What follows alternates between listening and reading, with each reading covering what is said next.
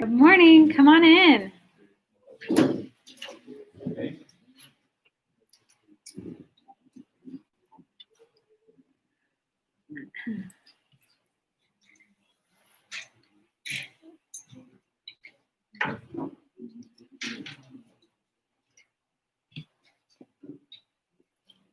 Still got some more people, I think, on their way, unless we've got a ton of people online this morning. This is our big class. Oh, and we've got 2 minutes. Anybody do anything fun this weekend? You guys are quiet like it's the first day of school, which I guess it kind of feels like it to some people. Anybody do anything fun this weekend? Anything interesting? You rearranged your whole apartment. Does it feel like brand new? Yes, it looks so good. Okay. Right? Do you want to ever come over again? Just kidding. Anything else fun this weekend? Apartment rearranging. That sounds like big deal. I tried out a new Thai restaurant this weekend. It was really good. Well, I lived in Thailand for a while, and so I do like some good Thai food. And so I think it's called Thai Opal. It's like off of Skillman and Abrams in that little area. Oh, yeah. At Thai Opal? No, sorry. Oh, on that road. Okay.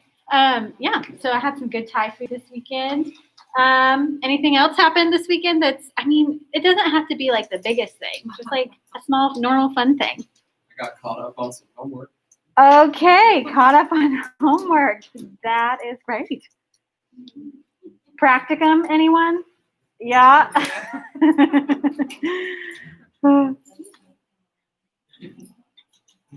And that's pretty much it. Practicum, homework, apartment rearranging. You guys live exciting lives. Wow. That's funny. All right, well, let's go ahead and get started. Got some, of course, announcements because first day back in class, it's just got those announcements. So let me pray for us, and then we'll go ahead and get started. Lord, thank you for this morning. Thank you that you have brought us through just this last month with online learning. And God, I just ask that you bless every student in here this morning, that you that your hand would be on every single one of them, and that you would bless them. In Jesus' name, amen. Okay, so I'm going to let you guys know basically the things that I know, which is, I don't know. Well, I'll share with you, and you can tell me if that's new information for you. So, thing number 1, your seat right now is going to be your seat this semester. Okay? Which usually by the time we get to 3rd year, that's not a problem because you guys always sit in the same place. Like after the first week, it's like, no, do not come into my space. I like this angle because this is the angle I'm used to. But there is a purpose for this. So the seat that you're in now is going to be your seat for the semester, because if something were to go on and there were to be some kind of coronavirus situation, there can be easier contact tracing because you know who you were sitting by. Does that make sense? Skip and I has reasons for why we do the things that we do. The second thing is that we're all going to just be wearing our masks the whole time. I know that the first week of class, it was kind of like, okay, well, we're not quite sure how to do this. And we found out that that was the wrong way to do this. So we're going to wear our masks. Everyone, teachers as well, unless it's like on Wayne Meyer's stage or the IB stage, because it's just so much further away. So this is how we're going to be handling in person. I would love you guys' help as well. For one thing in particular, because we have a handful of students that are just virtual students. So we're going to be online as well as in person. And so if there is someone or 1 or 2 people that would be interested in like having the YouTube page just up in the background so that if people ask questions that we can talk about it in class. That would be really helpful for me because I won't be able to see it going back and forth quite as easily. Is there anybody that's willing to do something like that? And if today is not the day, that's okay. If you're thinking like, okay, I need to plug things in, plan ahead, but you're willing to do that, come talk to me after class because that would be awesome. So I think that's all the announcements. It's not too many. Any questions that you guys have about like how the semester is going to be working now that we're in person again? Let me know. Any questions? Yeah. Attendance is going to be taken the same way. So it's going to be online. So this whole time it's been online. You guys have been doing a good job filling out those attendance quizzes, just telling me the topic of the lesson for the day. And so it'll still be open for the same amount of time. So whatever the day of class is through Sunday. Okay? So, and because we're virtual as well, if for some reason you need to stay home for that day or something like that, you can always watch the link later that day and still get credit for attendance. Mm-hmm. So I'm going to do it the first time today. So we see you Monday, Wednesday, and Friday. Yes. So that whole week is only open for the whole week. Just for that week. So, for example, today's lessons, attendance, the quiz is open from today through Sunday. Wednesday is open Wednesday through Sunday. Friday is open Friday through Sunday. And this is actually, I think, good accountability not to get like behind on filling things out. And also it helps you not forget what we talked about in class when you fill out that quiz.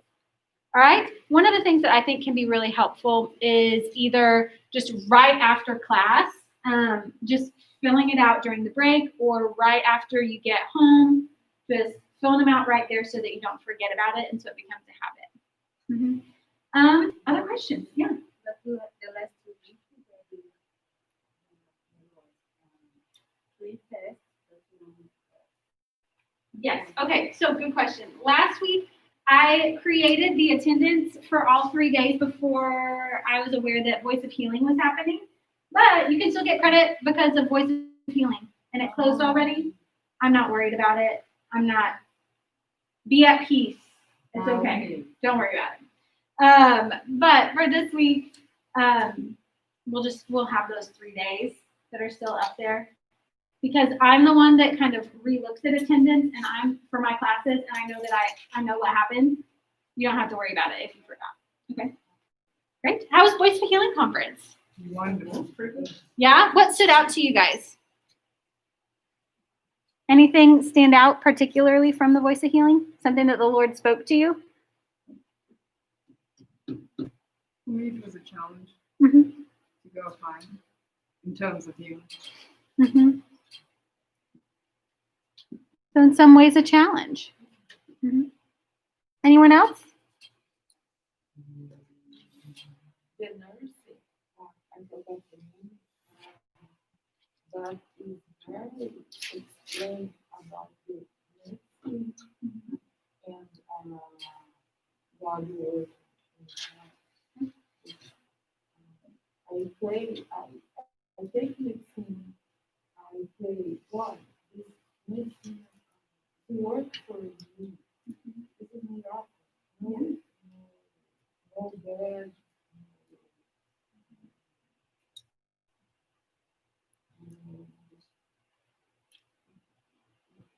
Yeah. Very good explain about the medicine and God. Mm-hmm. The medicine is God working a miracle in our life because we wouldn't have medicine if it weren't for Him and for His inspiration. Yeah, absolutely. And it's interesting, and we talk about this at different points in the counseling major about medicine and mental health, but even in the Bible, it talks about the leaves of the trees are used like as medicine for healing of the land and of the people. And so it's a good thing for us to remember that like the Lord uses a lot of different ways to bring healing. That's awesome. Well, let's go ahead and get started or continuing to talk about early childhood development. So where we left off on last Monday, at the end of last Monday, was long-term memory development was the next thing kind of on our list to talk about. So long-term, we talked a little bit about that short-term, like they can remember, again, ages 2 to 5 is what we're talking about here. Can have that short-term memory only for about 30 seconds at the youngest age, but long-term memory really starts to develop in this early childhood age. So I'm curious, how old were you guys when you have your youngest memory? And this doesn't have to be like a whole, like I remember all day, but even just a flash of a memory. How old were you guys? Do you remember? About 5? 2? What else? How many of you guys were between 2 and 5? Your earliest flash of a memory? Yeah, most people. And so this really is the age where that long-term memory develops. For me, I think it was like 2, 3. It was just like getting measured, like on a measuring thing. And that's about all I remember. Remember being happy and getting measured. How tall am I? That was about it. And so probably with some of these early memories, they're not these super in-depth, and then I did this, and then I did this, and then I did this, and then I did this. Maybe if you're getting closer to 5 years old, like the first day of kindergarten, for example, might be a bigger memory that you have because it was something big and new and exciting. But this really is the age that we start to really remember things. And this is something that I think is very interesting with trauma, when we're talking about trauma, because long-term memory development can get pretty messed up when trauma enters in. And at this age, young children are really susceptible to believing things that are not real. So, I mean, Santa Claus, like, makes total sense to a young child, which I don't understand sometimes. Like, okay, but if you don't have a chimney and Santa's supposed to come down your chimney, how does that make sense? Well, it doesn't matter to a young child. They're just more susceptible to, because they have presents. So it must be true, right? But to young children, they're just more susceptible to influences of older people, like telling them, hey, this is the way things are, suggestion about memory, which is why it's so important to just help educate, even from a young age, what the rules are regarding secrets. I'm going to take a little turn here talking about long-term memory and trauma.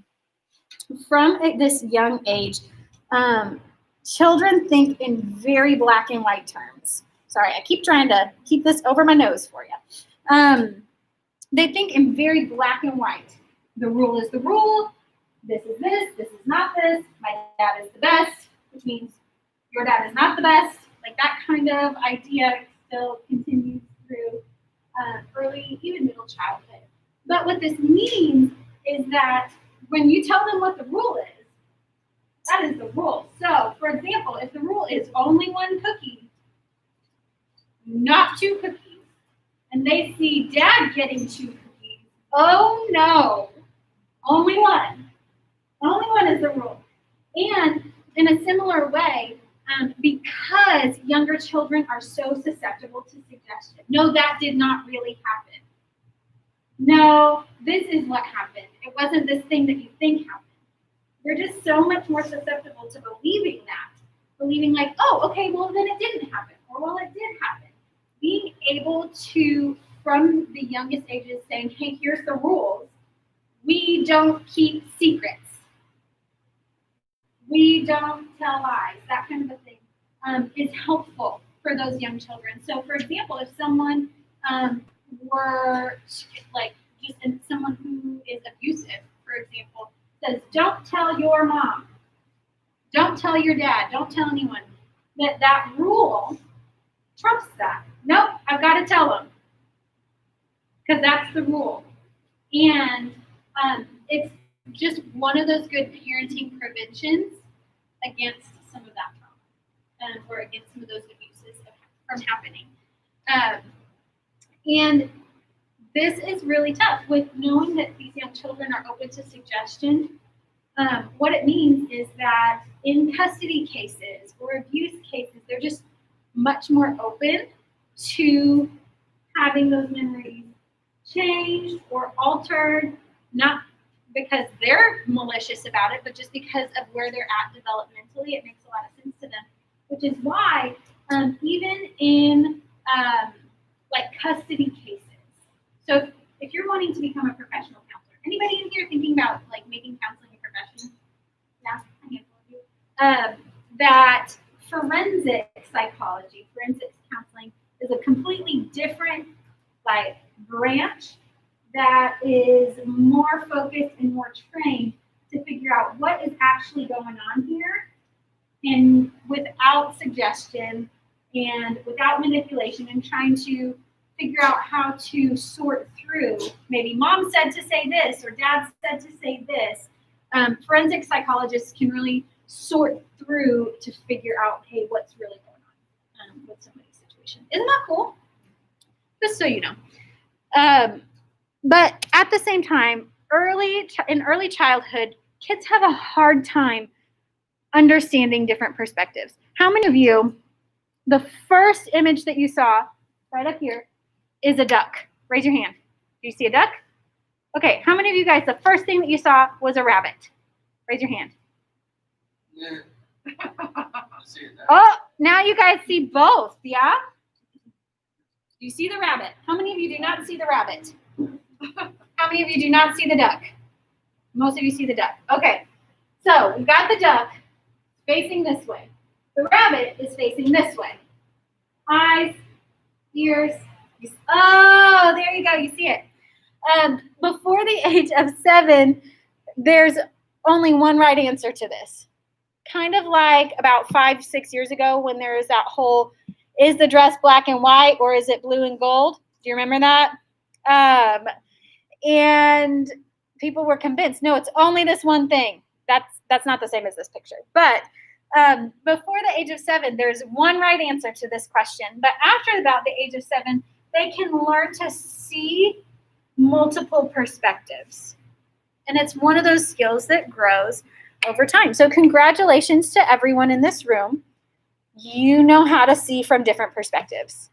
That doesn't necessarily mean that's the same thing as being able to think in different perspectives, right? So this is more concrete. I can see this picture in 2 different ways or in multiple ways.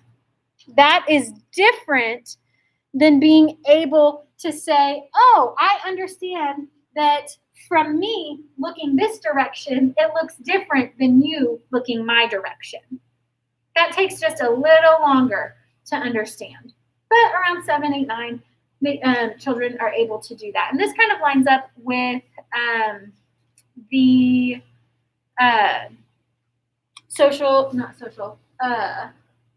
some other early childhood development things. Sorry, that was very vague. Let's read Matthew 18, verse 2 through 6. Okay, Matthew 18. This is when Jesus called the child to him. So he says, in calling to him a child. I'm in ESV. I like ESV. And NRSV and NASB versions of the Bible, because those 3 versions are much more word-for-word translations rather than thought or paraphrase translations. So Bible college students, when you get a word-for-word translation of the Bible, it is more close to the original language without trying to make it make sense for what does this mean, what's the big idea. It's just saying, hey, here's what it says, which is a great thing for us as we, kind of learn more about biblical study and biblical interpretation. I like to read different versions of the Bible for different reasons and just get a bigger understanding. But word for word is usually, it's going to not feel quite as smooth of a read, but gives you a little bit more of the accurate, like what those words were in Hebrew. So that's it. Okay, Matthew 18, verse 2 through 6. In calling to him a child, he put him in the midst of them and said, Truly, I say to you, unless you turn and become like children, you will never enter the kingdom of heaven. Whoever humbles himself like a child, like this child, is the greatest in the kingdom of heaven. Whoever receives one such child in my name receives me. But whoever causes one of these little ones who would believe in me to sin, it would be better for him to have a great millstone fastened around his neck and to be drowned in the depths of the sea. So this verse, or this passage, I use a lot when I talk about childhood development and abuse and trauma, just because what we see here is that God takes kids seriously. He takes their protection seriously. He takes their just raising up seriously. He takes their spiritual growth and their spiritual development seriously. And that for us as adults, we got to take it seriously too, because he's kind of like, hey, it's on you. You got to take care of these kids. You got to make sure that the next generation is protected, knows about me, is able to draw near in health. And so when we're talking about education, thinking about training up a child in the way he should go, education looks different globally. I remember when I was living in Thailand, I was 21 at the time and was just exposed to like a lot of Thai educational systems and being shocked at how different they were from the United States. Because in different nations and in different areas of the world, the idea of how education works looks a little bit differently. So like in Thailand, where I was in some of these smaller towns, it was so much more about rote memorization. Like, why does 1 + 3 = 4? Because it does, rather than like teaching like why. And so that was just kind of the system there.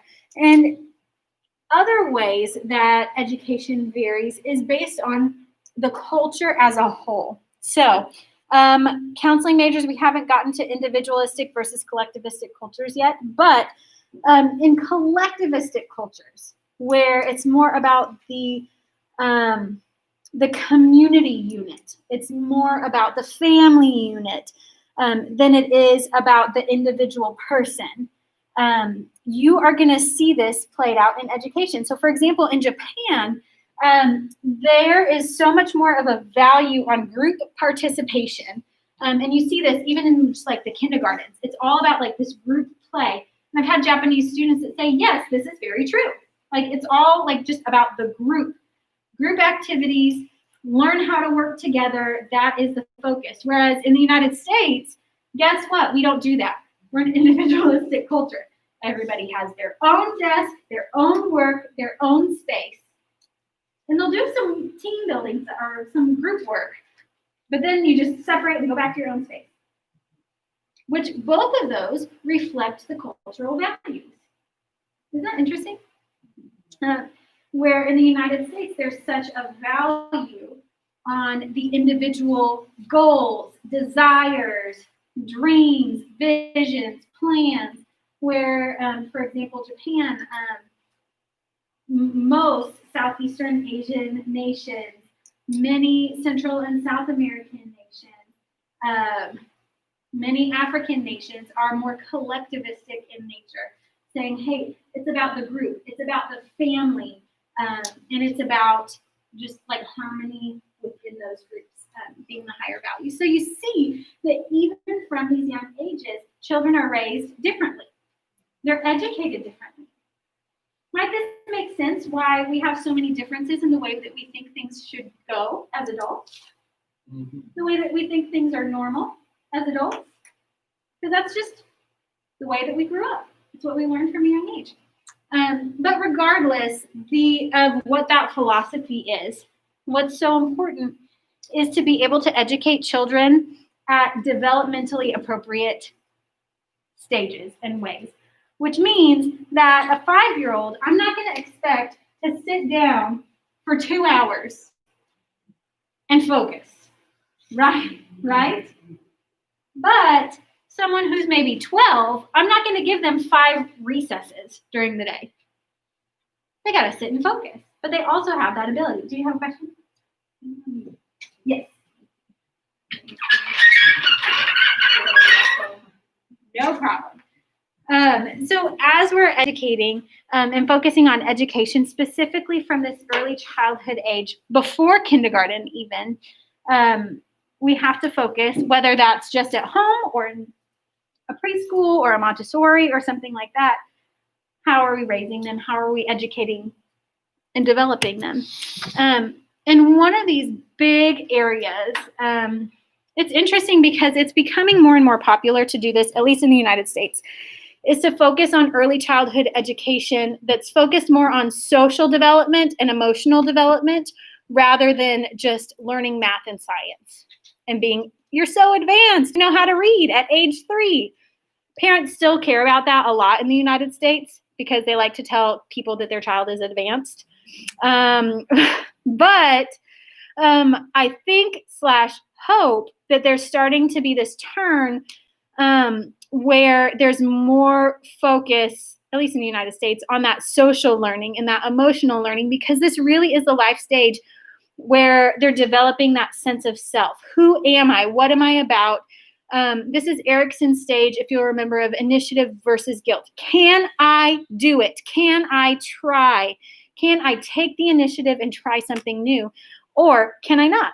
This age really does identify really strongly with their parents. So whatever their parents are doing, this is what they want to do. Like, you know, how many of you guys played dress up growing up? Okay. How many of you guys, it's totally normal for you to play dress up too at this age. And you can play dress up in your mom's clothes or your dad's clothes. That's not the point. It doesn't mean anything. It just means that you're learning and trying to do things, copying what you see, right? In the same way, if you see mom or dad cooking, what do you want to do? Help. If you see mom or dad working around the house, what do you want to do? You want to help. You want to participate because they identify this is their world. This is what they know. And by giving kids at these ages opportunities to learn and grow and to participate, what you're teaching them is that you can do things. You can learn. You can try. And it's awesome. Did I mention one of the first chores that I learned how to do and my siblings learned how to do was to sort laundry. If you know your colors, you can sort laundry. And it's a game, and it takes longer than it would take for my parents to just do it on their own. But being able to have those kinds of opportunities to participate, to say, hey, I can do this, I am able, are so important for these early childhood ages. Also, at this age, I wish that we could still do this today. When they fail, they forget that failure like that. And they just try again and again and again. And again, and again, and again, and again, because they do. They take initiative really strongly. What can happen, though, is that if they are shamed, condemned for why are you not doing this the way that I want you to do it? Why is this not working out? They can take on some of that guilt and shame, which then leads to, no, you cannot do it, leading to lower self-esteem, even at this young age, which is why it's so important to continue to give kids opportunities to try and do things. And this is just across the board, wherever you might be. And they really are at this age developing this idea about who am I? Am I a good child? Am I a bad child? Do I have ability or am I unable? And because they identify so strongly with their parents, guess where they get that sense of self from? Their parents. Are you good? Are you a good girl? Are you a good boy? Or are you a bad girl? Or are you a bad boy? What are the words that we are speaking? And I know most of you are not parents right now. I know that. But thinking about future ministry, thinking about future you guys being parents someday. Really having that understanding about how am I speaking now? What are the words that I'm speaking to friends, to family members, to pets? I don't know. Like what is my attitude? What is my approach towards others? Do I speak life regularly? Do I have a lookout for ways that I can encourage, that I can build people up? Or am I looking and seeing the negative and calling out the negative? Yes, constructive criticism is beneficial, right? Pointing out, hey, here's some growth opportunities. But if we're focused on the growth opportunities, guess how it comes across? It comes across bad. It comes across as you only see the negative, that you only see, hey, this is what you're not doing right. And particularly in parenting, those kids, they pick up on the patterns. I've talked to families that are the strongest Christians, sweetest people that are realizing, oh, I have carried over some patterns from my upbringing, my critical family, for example. And while it may feel like, hey, I am way less critical, and I'm so different than that generation, then over time, seeing what I'm doing is still impacting my kids in a negative way as they grow up. And they still are receiving critical messages from me, which then impacts their view of themselves. And so we have to be just aware and humble enough to check in with ourselves. How am I speaking to others? How am I thinking of others? When I am annoyed, when I am tired, when I am short on, energy, how do I treat people in those situations? Because it's going to bleed over into all these different areas of our lives. And then when we're talking about kids especially, it has deep impacts. Yes. There is a testimony about this because my mom doesn't have patient for cookie, eating cookie. Then I was, no, many mess. Then I married, and I hated food. First United States, first of the nation, God wrote this in my life. I now wrote this in my life. Wow, did you enjoy it? Yes, I do. Did you guys hear that in the back? She had received this message growing up from her mom just about not being good at cooking. And guess what? Her whole life did not want to cook. Just I didn't like it. But then, just since coming to Christ for the Nations, the Lord has really broken that in her life, and she's just enjoying it and just participating in it in a brand new way.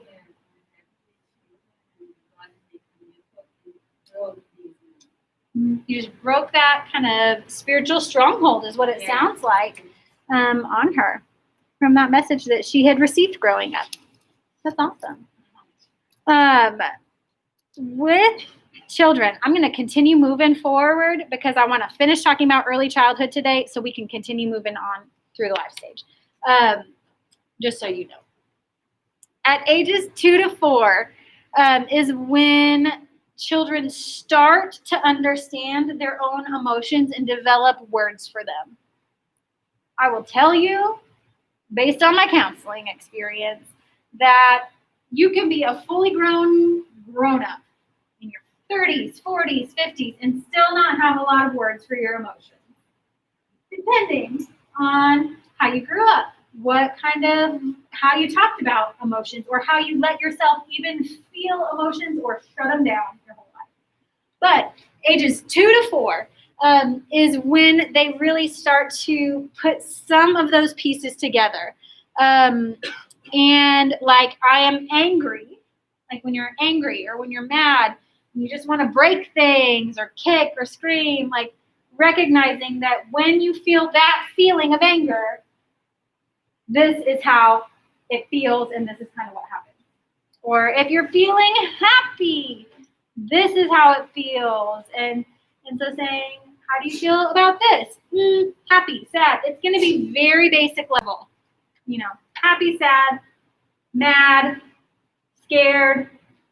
Those are going to be some of those big ones that come up at first. But ages 4 to 5, now they're starting to develop a little bit more language for it, and it's just getting integrated. Remember back when we talked about schemas and developing almost like boxes of knowledge and boxes of understanding? they're starting to get their emotions integrated into that. So just becoming easier and easier to reflect their emotions. I'm feeling frustrated. So when I was in grad school, I babysat a lot. And I babysat for a while for this family where the mom was a psychologist and the son that I would babysit was like 4, I think. And this kid, the mom had really focused on training this child to have an emotional vocabulary because he was able to express his feelings like better than some 7, 8-year-olds because that was a focus. How are you feeling? How do you express that? And he was just able to manage his emotions by expressing what it was. One of the things that adults can do to help with this, and in play therapy, this is something that happens. So for those of you that might be interested in counseling for young children or for just children in general, like 10 and under, 12 and under, play therapy is an awesome thing because it focuses on just activity more than just sitting and talking. A 6-year-old cannot just sit and talk to you about their feelings, but they can act it out. They can act out their frustrations, their fears, their worries.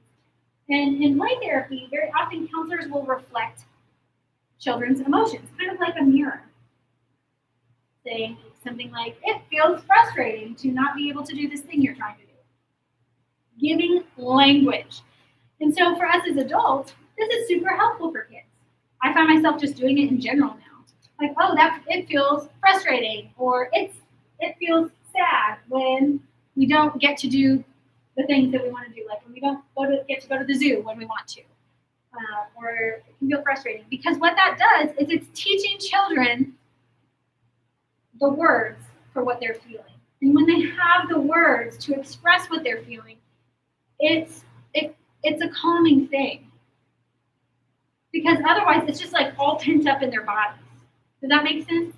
That's why you see so many meltdowns, is because they're feeling all these feelings and they don't know how to express it. They don't know how to get it out. And so as they're starting to be more verbal, being able to kind of coach them in this really does help. And so the last point down here is talking about emotion coaching versus emotion dismissing. And with parenting, it's so helpful to be able to be like an emotional coach, teaching children, here's what you're feeling. This is what's going on, rather than, oh, it's fine, just get it together. I don't want to see those feelings. Don't cry around me. Toughen up, you're a boy. Tears are weakness. Get it together. Those are all examples of emotion dismissing.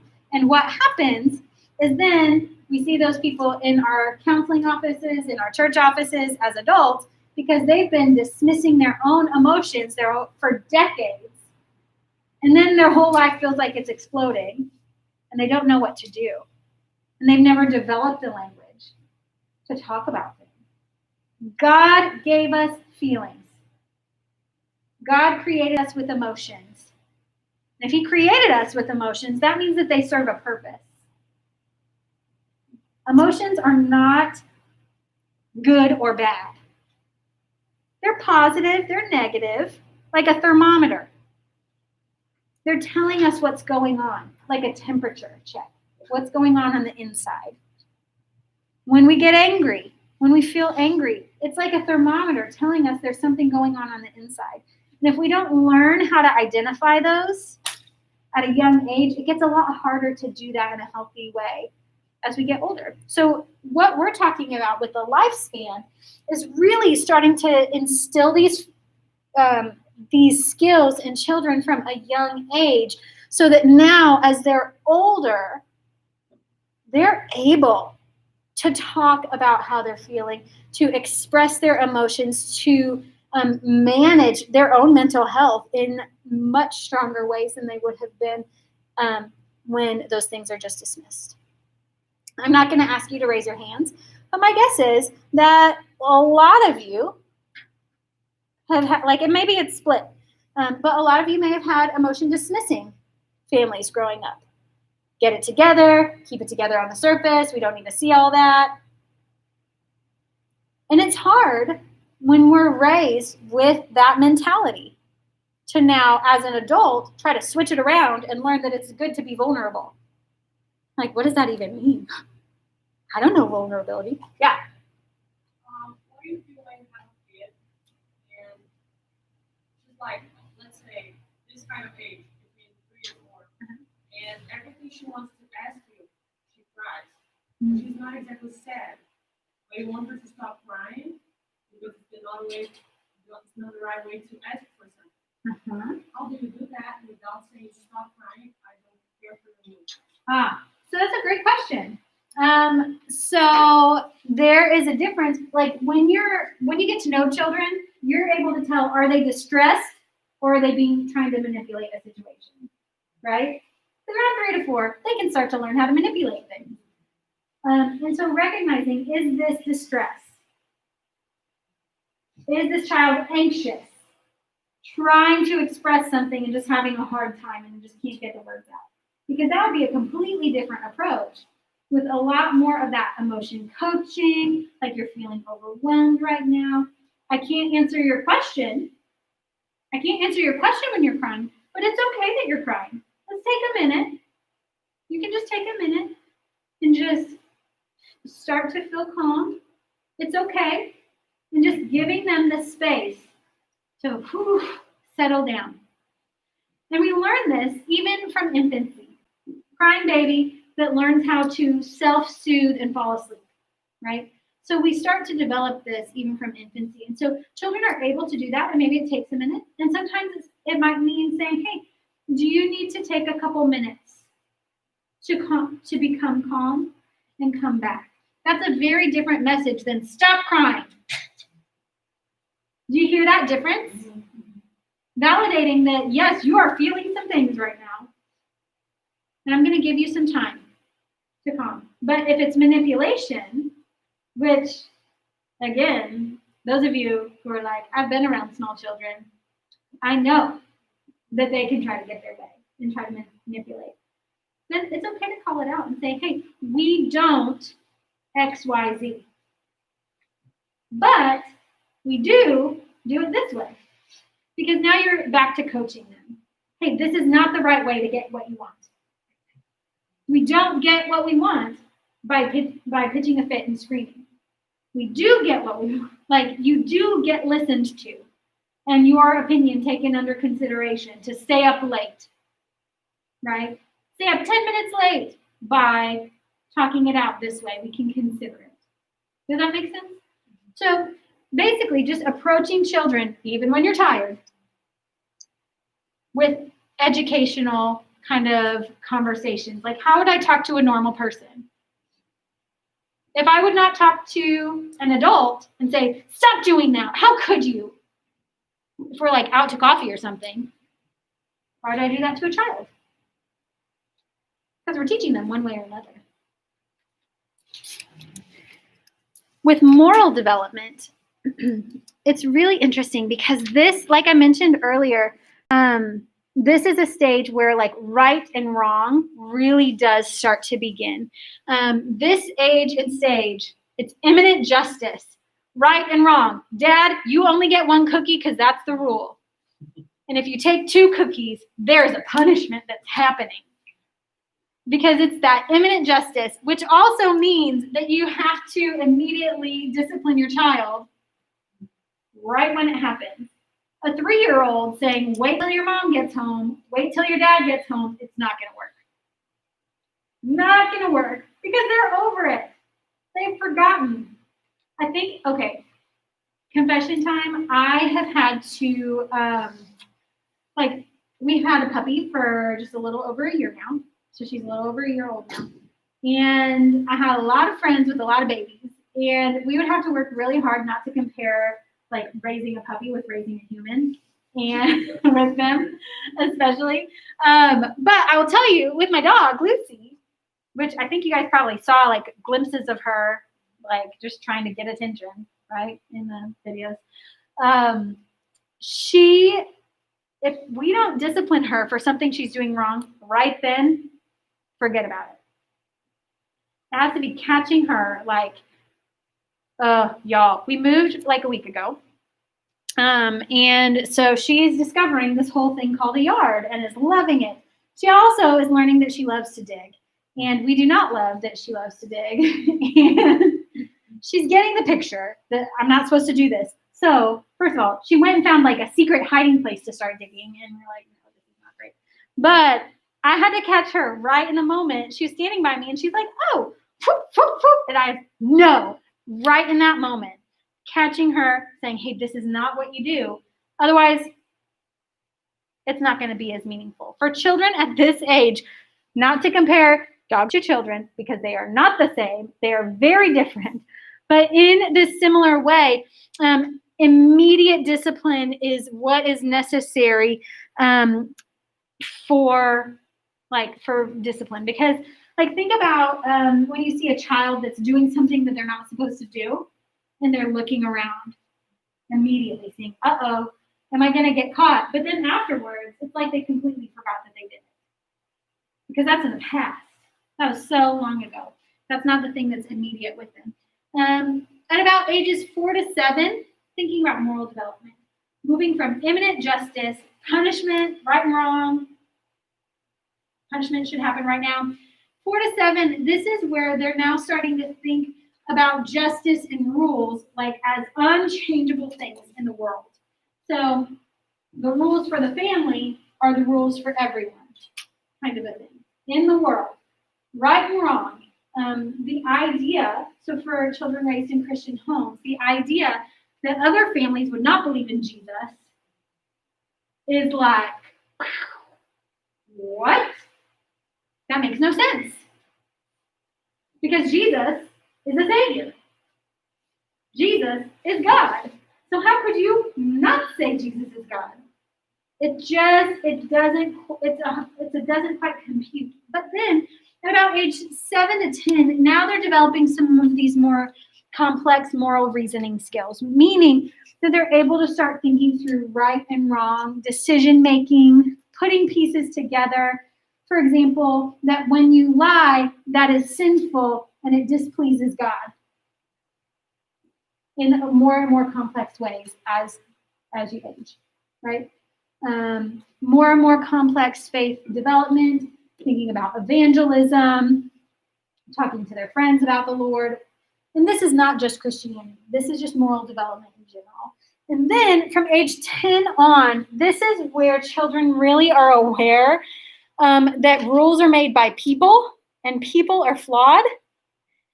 And now they start to judge the intentions behind the rule makers, their actions, consequences, all of that. Think about it. Think about like a 10, 11, 12-year-old. Now they're talking back to the teacher because they think the rule is stupid. Right? Whereas at 6, you're not doing that because the teacher is the ultimate authority of everything beautiful and wonderful. And so everything your teacher says is right. But by age 11, 12, I'm not doing my homework because I don't agree that I should have to do it. Do you hear that change that develops over time? And so in early childhood, where we're at right now is this imminent justice side, immediate consequences. And it's just at that very basic level. I think that this is really cool to think about, just moral development, because it helps us to understand what the faith of a child looks like, right? Like it helps us to see, hey, when you come to Jesus, become a Christian at a young age, it's such this no, this is the right thing. And nobody can convince me differently. And it really is just at this very basic level, but also wholehearted. Whereas it gets more complicated as you get older. So there are several moral development, faith development theories. Piaget and Kohlberg are 2 of them. You don't have to know their names. But they believe that peers, rather than parents, provide the biggest influence in moral development, especially over time. And this actually lines up a little bit with, have you guys been reading Shepherding a Child's Heart? Mm-hmm. Have you gotten to the authority influence continuum? We'll talk about it later. But basically saying that, hey, as a child ages, the parent's authority decreases in their lives, which is why I think about youth ministry. I think about even me counseling teenagers. These teens listen to me, and they listen to their youth leaders way more than they listen to their parents about certain things. Because I could tell that teenager the exact same thing that their parents have been saying for months, and they hear it from me, but they can't hear it from their parents. You guys remember those days? Yeah, you're like, you can't, it's not true. But then anything like your youth group leader or somebody might say, you really are listening to that pretty strongly. And research really does show that peers and parents both play significant roles in their child's moral development, which means parents, keep going at it. Everybody else, let's keep being involved in our youth and in our kids' lives, in our churches, in our local communities. And really, just when parents are involved with teaching positive decision-making or moral decision-making, according to whatever moral code that might be, it is teaching them really the values that parents think are important. And this is, again, where culturally we develop different ideas about things, because culturally we have different values and different value systems. And even just person to person, people are going to have different value systems. For example, look out for yourself. For example, don't lie. For example, the world is a scary place. For example, the world is a safe place. So we learn these different value systems from our families and from our parents. And so this is the place that they really are getting instilled. And I think that as believers, we have a strong responsibility to say, okay, what kind of values are from me and my culture, and what kind of values are from the Lord and his word? Because those two things are a little bit separate sometimes. And figuring out, okay, with the peace of the Lord, how has he called me to parent? Or how has he called me to teach? Because we also want to make sure that children are able to live in their world. But again, it's this wrestle between what the culture, what our culture, whatever culture we're living in, raised in, what you need in that perspective, as well as what the word teaches. And this is something I think in United States culture we're seeing all over the place, right? This dilemma between like faith moral and values and cultural morals and values, which are just so diverse. And so for us as believers, figuring out how can we sort through for ourselves those morals and values that feel so connected and they all feel the same. How can we sort through and figure out which ones of these values are experience-driven, culture-driven, and which ones of them are Bible-driven? Because I think for every single person in this room, me included, that we will find that we have cultural blind spots. And areas that we think, oh, well, yeah, this is true. This is God's way. When it is a way based on our cultural experiences and understandings. So we're going to go ahead and stop there. We'll talk about gender norms on Wednesday, and then we'll get into middle childhood and get through middle childhood and late childhood by the end of the week, I think, still, so that we can start talking about adolescence next week, which is really fun because those teenagers they're a mess. So I'll see you guys. Have a great rest of your day.